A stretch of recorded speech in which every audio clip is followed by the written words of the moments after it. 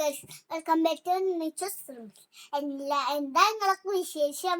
കുറെ കാലായില്ലേ കണ്ടിട്ട്. ഇന്ന് നമുക്ക് മട്ടൻ ബിരിയാണി ഉണ്ടാക്കിയാലോ?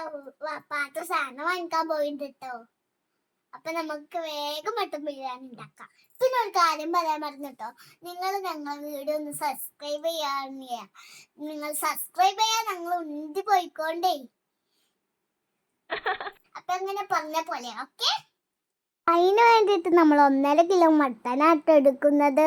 നല്ല എല്ലുള്ള പീസാണ് കേട്ടോ.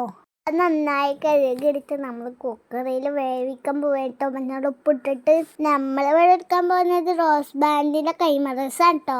സവാള, തക്കാളി, പച്ചമുളക് ചതച്ചത്, മല്ലിയില, പുതിനയില അരിഞ്ഞ് വെച്ചിട്ടുണ്ട്. ബിരിയാണി പോട്ടിൽ നമ്മൾ വെളിച്ചെണ്ണയും നെയ്യും മിക്സായിട്ട് ഇട്ടെടുക്കുന്നുണ്ട് കേട്ടോ.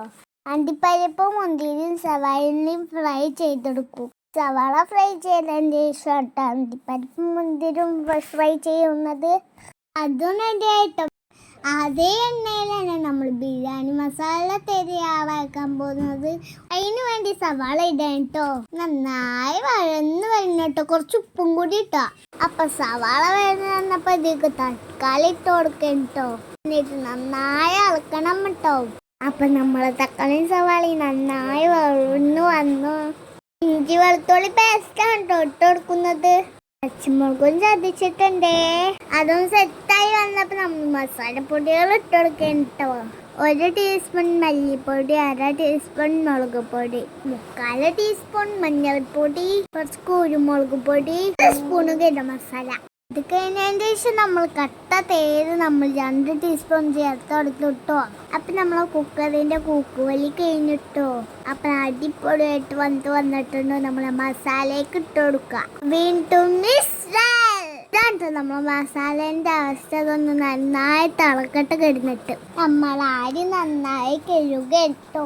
ഞങ്ങളിവിടെ 1 കിലോ അരിയാണ് ഇട്ടെടുത്തിട്ടുള്ളത്. 6 വെള്ളത്തിൽ ഞാൻ ഉപ്പും പട്ടിയും ഗ്രാമ്പൊക്കെ ഇടണ്ടേ. അപ്പൊ മസാല ഒന്ന് തുറന്ന് നോക്കിയത് നല്ല അടിപൊളി മസാല ആയിട്ട് വന്നിട്ടുണ്ട്.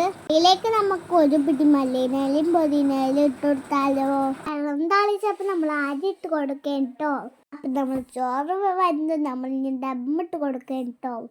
ഇനി നമ്മൾ ഈ മസാലന്റെ മേലെ ചോറ് ഇട്ട് കൊടുക്കുക. പിന്നെ ഗരം മസാല ഇട്ട് കൊടുക്കുക. ചെയ്ത് വെച്ച മുന്തിരി അണ്ടിപ്പരിപ്പൊക്കെ ഇട്ട് കൊടുക്കുക. അങ്ങനെ 2 സ്റ്റെപ്പായിട്ടാണ് ഡമ്മിട്ടിട്ടോ.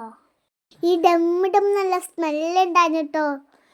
പിന്നെ മുകളിൽ ആർക്കേജ് ഒഴിച്ചിട്ട് നമ്മളെ ഡമ്മ് ഇവിടെ സെറ്റാക്കാം. നമ്മളവിടെ മൂടി വെച്ച് നമ്മളെ 10 മിനിറ്റ് അവിടെ ഗ്യാസ് ഒന്ന് ഓണാക്കാം. അപ്പം നമ്മൾ അടിപൊളി മട്ടൻ ബിരിയാണി റെഡി. ഞാൻ അമ്മച്ചിനോട് ചോദിച്ചിരിക്കുന്നു, ഞാൻ വേഗം കുളിച്ച് വന്നിട്ട് ഇത് തരുമോന്ന്. അപ്പം ഗൈസ്, നമ്മളെ ബിരിയാണി ഒക്കെ എത്ര സിമ്പിളായ പരിപാടിയല്ലേ. നിങ്ങൾക്ക് ഈ ബിരിയാണി കാണുമ്പോൾ നിങ്ങൾക്കും കൊതിയാവുന്നില്ലേ? അച്ചാറും സലാഡും പപ്പടും കൊണ്ട് തിന്നാൻ നല്ല ടേസ്റ്റ് ഉണ്ടായിരുന്നു.